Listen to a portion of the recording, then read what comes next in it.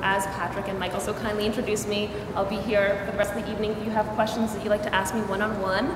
But I just kind of wanted to say a few words about the way that the Guggenheim and the El Paso Museum share certain goals, especially with this group that's just being built now. But before I get to that, I want to say thank you, of course, to everyone who's given me such a warm welcome.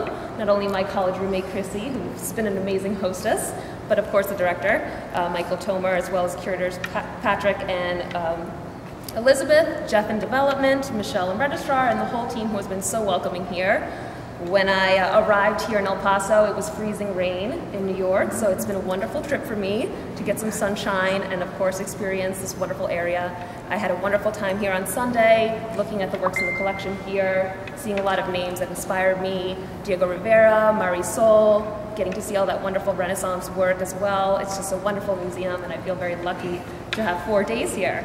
So when you're looking in art in a museum, as I was on Sunday, if you start reading the credit lines, which is the citation at the end of the label that says usually someone's name, you kind of start to realize that museums and the history of museums are really a history of people and a history of collecting and of collectors. And the Solomon R Guggenheim Museum, which we of course shortened to the Guggenheim Museum, was built by Solomon R Guggenheim, a very real person.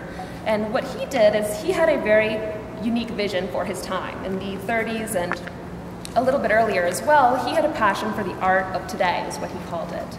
And he wanted to collect up-and-coming artists, which at the time happened to be people that we're now going to see today, like Franz Marc, Vasily Kandinsky, Marc Chagall, these names that today are modern masters, but at the time were not accepted into academies, not understood by their colleagues, and were really radical. So Solomon, he had kind of a vision, a passion, and I think that's what brings us all here, to share our passions with each other. So that's why I think that groups like the Young Associates and the Young Collectors Council, which I serve on at the Guggenheim, are so essential to museums. It's because we can unite our passions together and do good things for museums, but also for our communities. So someone like Solomon, he had this foresight and of course the financial wherewithal to be able to build his collection, which he later gave to the public. But he was not alone. His founding collection, though it brought over 600 works to the Guggenheim Museum when it was finally established, was not a unique, one-person endeavor. He worked very closely with Hilla Ribe. She would eventually become the first director of the museum, but she was the one kind of doing the field work, talking to artists, going to studio visits, writing them letters, and actually helping them out a lot when wars broke out and they had to move, and maybe were exiles, needed to move to New York. She was the one helping them get apartments, and she was on the ground, basically, for Solomon. So together, they kind of built this shared legacy of their unique perspective on art and made it into something grand. But even them alone were not enough. Actually, Solomon could be seen as somebody who was a little bit, how can you say it, even for all his foresight, maybe a little bit stilted in his views. He didn't think surrealism was worth much. He thought it was kind of a flash in the pan.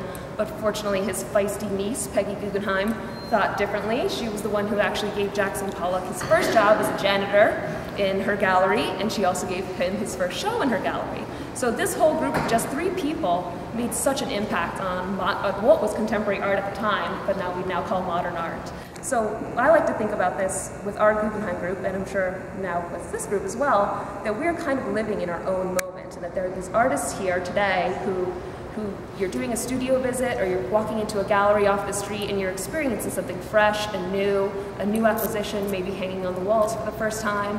And these are the kind of moments that talking to each other and networking with each other, whether that's for social reasons or business reasons or just because we have a shared interest in art, I think these are the moments that build a collection, build a community, and help build a museum up. So obviously the Guggenheim, we were very fortunate that Solomon decided to turn his efforts into a public institution.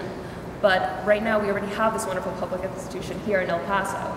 And I think that this is a wonderful chance to take that excitement and to take this network now that's being built and to turn it into something where we can share our individual opinions and build, again, the museum together.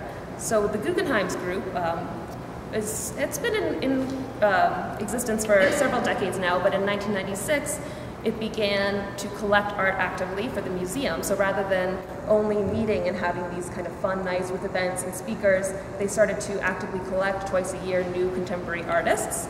And because of this, we have works in the collection by Gabriela Roscoe, Mark Bradford, and Mika Rottenberg, artists who are now a little bit too expensive for the Guggenheim, but we bought them right in the beginning of the career, and it's all, I think, about nurturing artists and nurturing an artistic community. So the YCC and likewise the young associates, hopefully get to know each other and get to know the museum through exhibition tours, visits, and openings. And these connections are built over very special events, of course, exclusive events like these. But I think there's something about these kind of groups that just, you know, we could all go out on our own with each other, but something about bringing people together over art, to clinking a glass and sharing our opinions about what we're seeing and what we're experiencing that is very unique to museums. And I'm very happy to be here in El Paso and to see the launch of this great group. So please feel free to ask me any questions you have about the work, about the Guggenheim, but again, thank you so much for hosting me. So thanks.